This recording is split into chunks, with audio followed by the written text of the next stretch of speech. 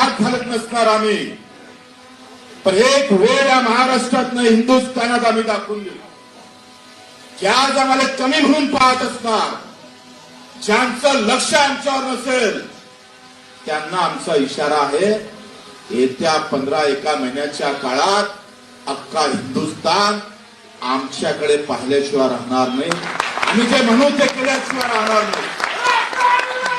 दिवस काय फार दूर नाहीये, फार जवळ आहे. आणि अतिशय शिस्तबद्धीनं ताकदीनं रायगडाच्या पायथ्याशी 3 दिवस उपाशी राहून एका वेगळ्या आंदोलनाची आपण सुरुवात केलेली आहे. मध्यरात्री ठेवे दाखवून आम्ही इथल्या महाराष्ट्रातल्या आमदाराला जागवलाय, मंत्र्याला जागवलाय. आणि 14 तारखेला धर्मवीर संभाजी महाराजांच्या जयंतीच्या दिवशी पुन्हा रक्तदान करून आम्ही पुन्हा इशारा देत आहोत की आम्ही रक्तदान करू शकतो. याचा अर्थ आम्ही रक्त सांडू शकत नाही असं होऊ शकत नाही, पण आमची मानसिकता रक्त सांडवायची नाही आहे, आमची मानसिकता रक्तदानाचीच आहे.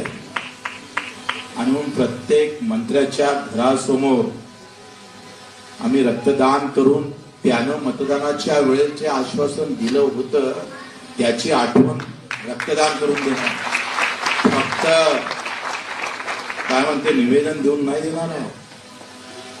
आम्ही किमान 1000 ते 2000 रक्तदाते पुऱ्या महाराष्ट्रात रक्तदान करून त्याची आठवण सरकारला आम्हाला द्यायची. मी कर्जमाफी सांगितलं होतं, तुम्ही दिव्यांगांना 6000 महिन्याचं सांगितलं होतं, तुम्ही घरकुलाच्या संदर्भात सांगितलं होतं. जरी विरोधी पक्ष विचारत नसाल, प्रहार इथं जिवंत आहे, तो विचारायलाच नाही तर घेतल्याशिवाय राहणार नाही.